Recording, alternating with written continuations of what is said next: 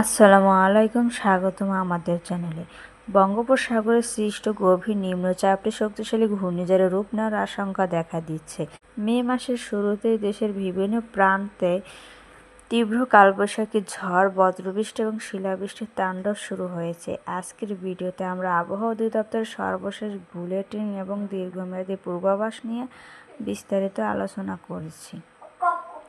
উপকূলীয় অঞ্চল এবং নদীবন্দরগুলোর জন্য কী ধরনের সতর্কতা জারি করা হয়েছে তা জানতে ভিডিওটা শেষ পর্যন্ত দেখুন। আবহাওয়া অধিদপ্তর জানিয়েছে যে মে মাসে বঙ্গোপসাগরে 1 থেকে 2টি লঘুচাপ সৃষ্টি হতে পারে। এর মধ্যে অন্তত একটি নিম্নচাপ বা পূর্ণাঙ্গ ঘূর্ণিঝড়ের রূপ নেওয়ার প্রবল সম্ভাবনা রয়েছে। পুরো মে মাস জুড়ে দেশ স্বাভাবিক বৃষ্টিপাত হবে, তবে এর পাশাপাশি 5 থেকে 8 দিন হালকা থেকে মাঝারি এবং 2 থেকে 3 দিন তীব্র কালবৈশাখী ঝড় হওয়ার সম্ভাবনা রয়েছে, যাতে থাকবে বজ্রবৃষ্টি ও শিলাবৃষ্টি।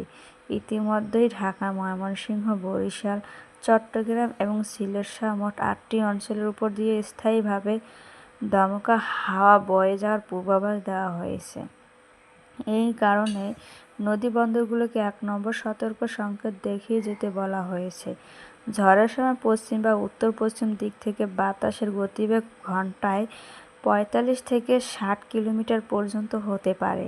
ঝড় বৃষ্টির পাশাপাশি এই মাসে 1 থেকে 3টি মৃদু বা মাঝারি ধরনের তাপপ্রবাহ বয়ে যেতে পারে।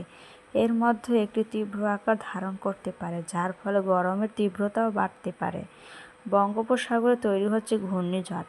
এই মাসেই কি তবে বড় কোনো দুর্যোগ আসছে? আবহাওয়া অফিস থেকে পাওয়া সর্বশেষ আপডেট নিয়ে আমি আছি আপনাদের সাথে।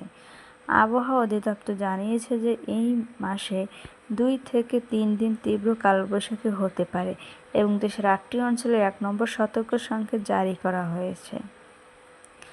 আবহাওয়ার এমন পরিস্থিতি থেকে বাঁচতে সতর্কতা থাকুন এবং ভিডিওটি শেয়ার করে অন্যদেরও জানার সুযোগ করে দিন। ধন্যবাদ।